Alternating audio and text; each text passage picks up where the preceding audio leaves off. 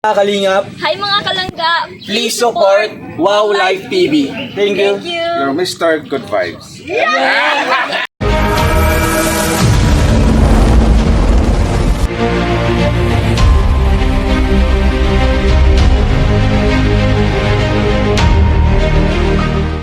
Ops! Shoutout sa lahat! Sa lahat ng mga Kalingap Royal fans! So yun na guys na, magandang araw po sa ating lahat po. Belated happy anniversary sa lahat po ng mga kay Roel, sa kay Rachel at sa lahat ng mga Rochelle fans sa Rochelle community.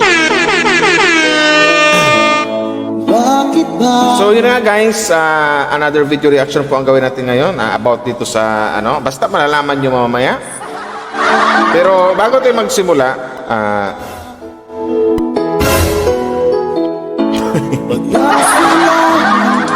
shoutout po sa lahat. Pero bago tayo magsimula guys, sabulan po ang ating maikling reaction na gagawin natin ngayon. Suportahan po natin guys ang mga dapat suportahan at huwag niyong kalimutang mag-lipstick bago mag-reaction.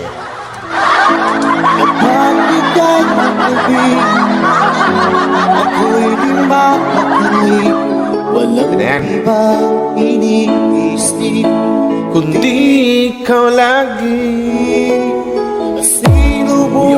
So ito na guys na, magandang araw po sa inyong lahat guys. Suportahan po natin ang dapat suportahan dito sa buong team Kalingap. Diba sila ni Kuya Val Santos Matubang, Boss Kalingap Rob, Atid na Vlog, Santol Kalingap Patterns.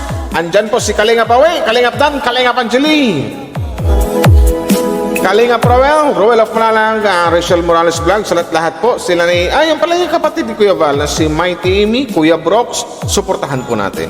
At sa lahat ng mga Kalingap partners. So yun na guys na, maraming salamat po sa mga mag-like and share sa upload ko na video na to. It's all about ang ating reaction ngayon, no? Kasi magpahinga muna tayo sa mga kilig-kalig kasi medyo alam kong nabubusog kahapon sa mga kilig portion na mga pinag-upload or pinapapanood sa inyo ni Roel at sa kanilang Rachel. Dito mo tayo kay kay last 2 days ito guys kay na yung anak ni ni nanay, pangalan nun, na si Erika naiyak sa pagabuntis ng mama niya. So ito na nga, i-react natin to. So ulitin ko lang, maraming salamat sa mga nag-like and share. At your service, Wow Life TV, your Mr. Good One. Okay?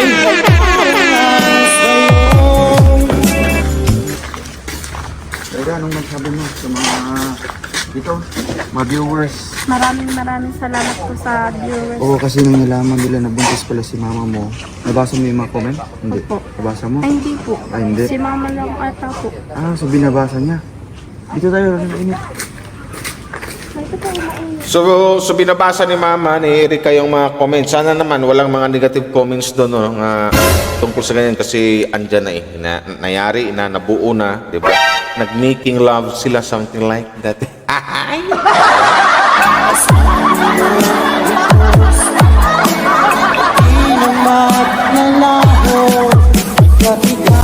Game. Binabasa ni mama mo. Nagbabasa siya. Nakita mo. Opo, pati po si Papa kaganina yung madam. So, anong masasabi mo sa kanila? Sana po maunawaan niyo po ako na si mama po. Ay, buntis na naman po. Oo.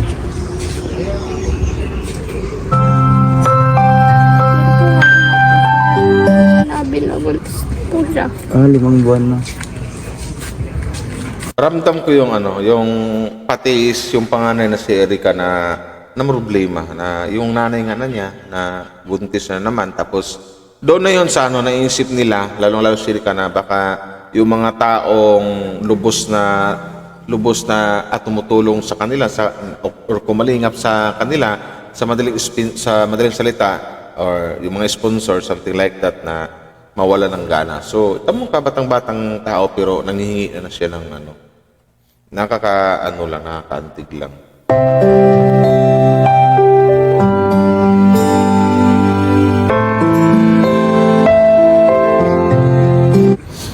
Sabi nga po ng amay, pala sa kapatid ko po, wag mo na daw po ipapaalam. Ano yung sinasabi? Sila Fiona po. Lapyo na. Di, mas maganda yung ganyan, Erika, na wala kang tinatago, lalong-lalo yung mama mo na pinaalam talaga na, although may rason naman at saka may na, bago, gaya nga ng sinabi ng unang upload ni Tutong Roel, na nire-react ko, na nagka-views ng 700 plus, na, bago sila na-scout or na-vlog ni Tutong Roel, na adilin na yung mama mo ng 2 months, something like that. So, di ba? So, yun na nga, ang pinag-alala lang din dito ng mga fans ng Kalingap, ng buong team Kalingap na magiging 6 na kayo, paano na lang siguro kung hindi kayo na-scout ng isang Kuya Marios at ibigay kay Roel, paano lang kayo ang buhay nyo? Kasi unang-una nga, nang nakaraan yung bubong nyo, pag malakas ulan tumutulo, hindi nyo alam kung saan kayo banda pupisto kung matulog kayo kasi may tulo yung kabilang kwarto, may tulo na parang naimbak ka na ng mga tubig ulan na dami nyo pang gamit nun. Pero kahit gano'n ang nangyari, may isang dumating na na sobrang bait na sabihin natin ginawang kasangkapan ni Lord para tulungan kayo, which is ang Kalingap, si Ruel of Malalag, di ba? Mas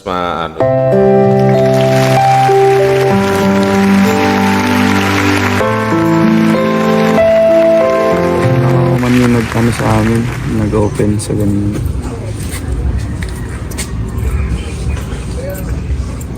So, nasasaktan ka din sa mga ibang ibang nagko-comment doon. Hindi ko na nga po binabasa. Hindi mo na binabasa o Tama yan na Erika, wag mo na lang basahin para iwas lang na hindi ka masaktan kasi hindi natin alam natin na may mga ibang tao talagang makikitin ang utak na mahilig manghusga agad sa kung ano mang kalagayan ko ngayon na sabihin, hirap na nga, nabuntis na naman, something like that, etc. Di ba? Pero mas maganda yan, wag mo na lang basahin, Erika, para hindi ka na masaktan sa mga ibang mga nagko-comments doon na alam mo na makikitid ang utak.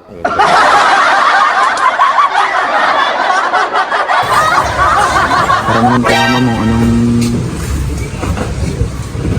nararamdaman mo sa kanya.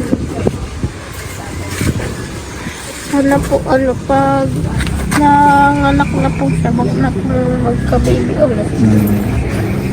Tama yun ay pakinggan mo yung anak mo na panganay, si Erika na yun. Kasi gaya ng sinabi ko ng unang reaction ko na ang hirap maging mahirap, ang hirap maging panganay. Totoo po yun. Kasi ranas ko po yun.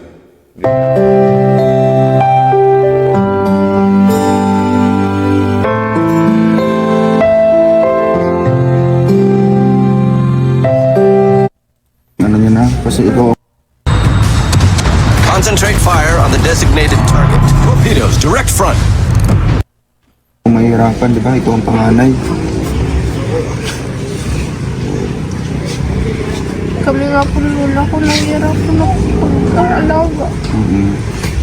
Mahirap na yun sa parte ni Erika kasi 5 na sila tapos yung 2 maliliit pa na tawag ito, alagain pa talaga. Nahihirapan na nga si Erika, ngayon pa masusundan pa sila ng isa pa, pang-6 na anak. So andyan na yung Erika So wala ikapatid mo yan, anak ng mama mo. Tanggapin na lang natin. Pero ipakiusap mo na lang sa mama at saka sa papa mo, wag lang sa mama mo. Sa papa mo na rin na, pa, hanggat maaari, wag mo munang tabihan si mama. So, tama na yung 6. Pwede kang tumabi pa, pero hanggat maaari, magpatahi mo na kayong 2.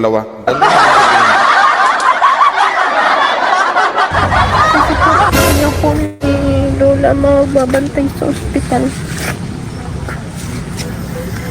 Kasi nung nanganak doon si mama mo nung sa bunso nyo, 50-50 daw siya nun.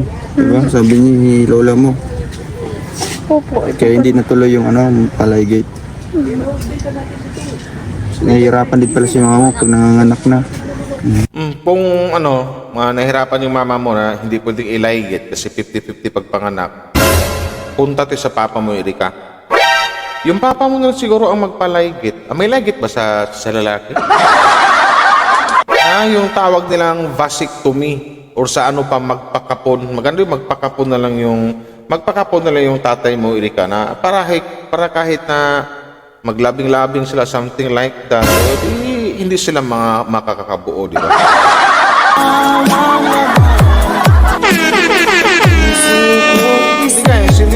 hindi to biro sinabi ko na nagpapatawa ako. May biro pakinggan pero totoo 'yun.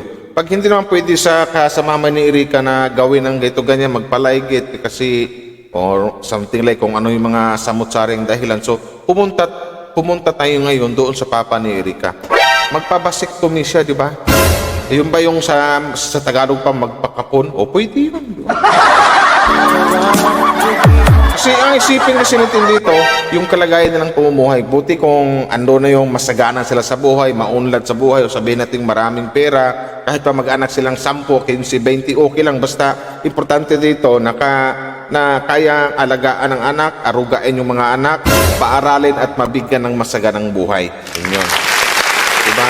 Ang inalala lang kasi dito ni Erika na 5 na kami, nagdagan pa ng isa, 6 na. So, andyan na yan, wala nating magawa. Kasi sabi nga ng mama niya before na andyan na yan eh.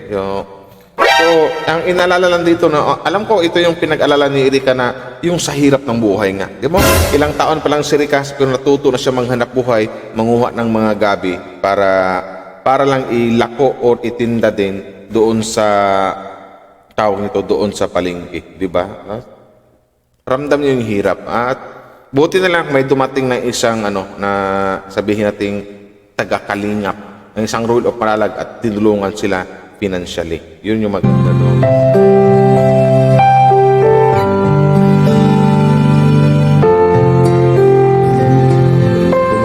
Naman si mama mo. Siyempre, pinapanood mo ni mama mo yung video. Ano masabi mo sa kanya dito sa video nito? Ano may papayo mo sa kanya bilang ate, bilang panganay niya? Sabi po ni mama sa akin, Oo. mag-aaral daw po ako mabuti. Magtatrabaho na daw po. Wala po pag-aasawa. Ito yung tipong batang ramdam ko sa batang to na talagang punong-puno ng emosyon yung puso niya. Andun sa madaling salita, punong-puno ng kapighatian yung kanyang puso na kunting mapag-usapan na yung kanyang pamilya, lalo na yung buong pamilya niya, which is mama, papa niya, mga kapatid niya, andun na yung maiiyak talaga siya na at tutulo talaga yung luha niya, hindi niya mapigilan kasi ramdam talaga niya ang hirap ng buhay. Yun yung...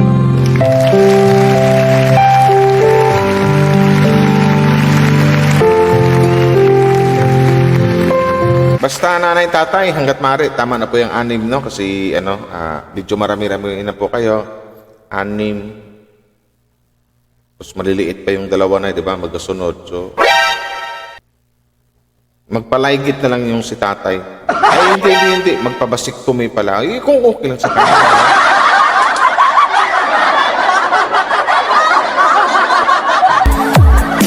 Ikaw ang dahilan, di ako matutulog sa kakaisip. Sobra, mahirap ang buhay na.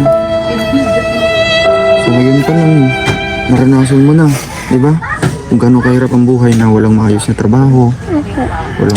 Walang maayos na trabaho talaga itong Ruel, di ba? Yung papa niya may trabaho, pero kulang talaga yung kinikita nila araw-araw. Isipin niyo, 5, pagkain pa. Buti nga may bahay sila, di ba? Pero hindi pa ayos yung bahay. Pero kinulang talaga. Dumating talaga sa punto na pati yung anak na minor de edad, natuto na rin maghanap buhay. Yun yung, kaya sobrang hirap talaga na maging mahirap kasi danas na danas ko yan. Kasi panganay din ako sa anim naming magkakapatid. Sobrang ramdam na ramdam ko yung naramdaman ni Erika.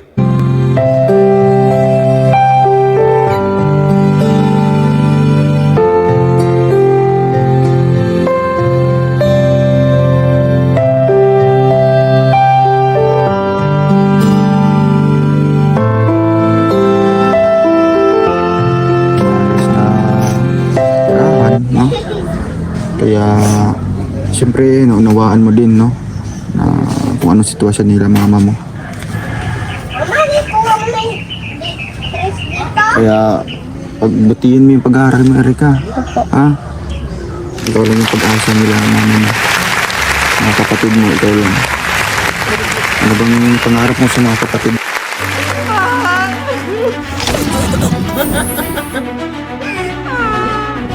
Ano, Erika? Pagbutihin lang po nila yung pag-aaral. Para kayo yung kakataguyan nyo, di ba? Opo. Matutulungan mo yung mga kapatid mo, maliliit pa. No? Kahit kung may trabaho ka na, no? Matustusan mo yung mga kapatid mo sa pag-aaral nila, no? Tama. Basta Erika, mag-aral ka ng maigi. Kasi yun ang sagot, yun yung kumbaga, isa ka sa mga, ikaw yung susi. Kumbaga, ikaw yung susi sa kahirapan ng pamilya mo na makatulong ka sa kanila, may ahon mo sa hirap. Kasi kung makatapos ka ng pag-aaral, di ba? Hindi ka na mahirapang magkuha ng trabaho or may natapos or may nakuha kang kurso, something like that. So, yun na. Madaling matutulungan mo pa yung mga kapatid mong maliliit na makapag-aral sila at mabigyan ng masaganang buhay ang iyong nanay at saka iyong tatay. Basta sabihan mo lang ang iyong nanay at saka iyong tatay na hinay-hinay mo na sa paggawa ng hayahay.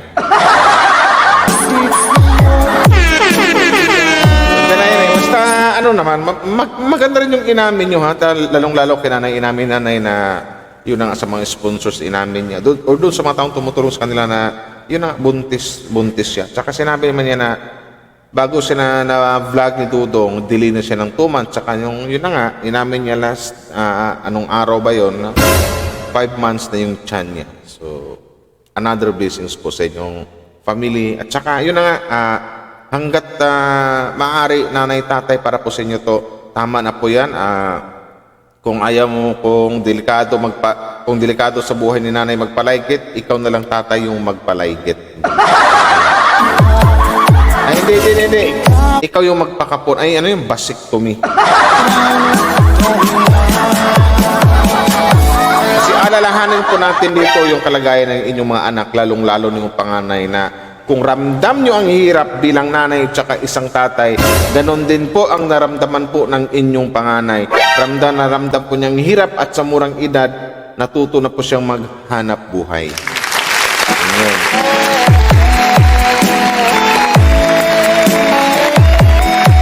Sumama mo si Papa na walang ayos sa trabaho, di ba? So kaya ikaw, pagbutihin mo. Anong grade ka na? Grade 6? 7 po. Ay, grade 7 ka na. Grade 7. Itong school kasi pabago-bago. Kung dati, tawag niya, first year high school. So, medyo matagal-tagal pa Erika. Grade 7 ka. Pero basta kunting tiis lang. Tsaka, don't you worry. Don't you worry. Andiyan naman ang isang Ruel of Malalag, ang pamangkin ni Kuya Val Santos Matubang, na handang aagapay sa inyo, tutulungan kayo financially. Sabihin mo na sa tatay, nanay mo, nanay, tatay, kung maglabing-labing kayo, basta dahan-dahan na, magpalaygit muna kayo.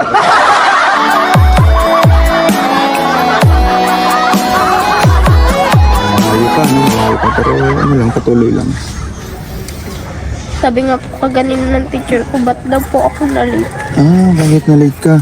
Sabi ko po, inatindi ko lang po yung magkakapatid ko.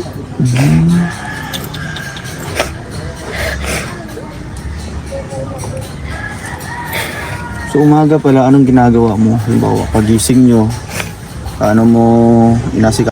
Dati naman, umaga, kasi yung panganay, aral kami. Nung high school na kami pagpasok ko ng first year high school, ako na yung laging gumigising ng alas 4 ng madaling araw, kundi 4:30 kasi medyo malaylay yung school namin. Nagsasaing na ako, nag-iigib na ako, para pagising nila, mayroon na silang panligo. Nagluluto na ako ng ulam, di ba? Nag-iihaw ng tuyo o something like that. Kaya sabi ko sa inyo, ramdam ko talaga yung naramdaman ni Erika kasi panganay rin ako. So, mas masakit ko sa kanya kasi kababaeng taon niya pero dumanas siya sa sobrang hirap ng buhay at natuto na nga siyang maghanap buhay para makatulong sa kanyang nanay at tatay na nakagawa pa ng isang himala.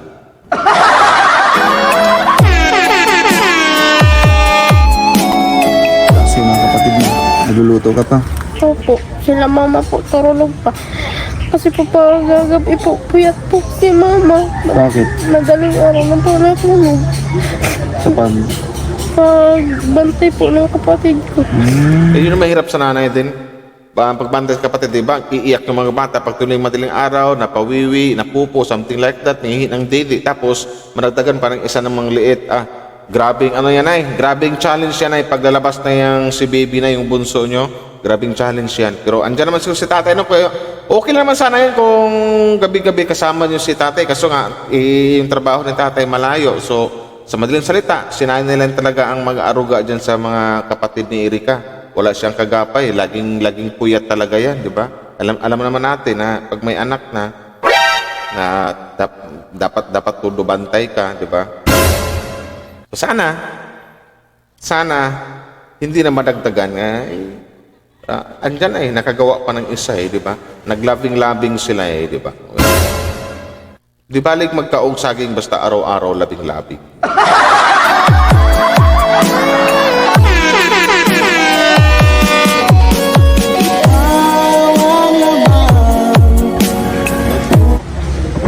Lalo na ano pa lang, dalawa yung maliliit, no? Pati si Chelsea, kailangan pa din ng alaga din. Mas lalo si Chelsea doon, kailangan pa ng alaga talaga yun. Kaya, Lalo na po pang anak na po. oo, pag mga anak, grabe, sabay-sabay na. Ilang taon na yun si bunso nyo? Yung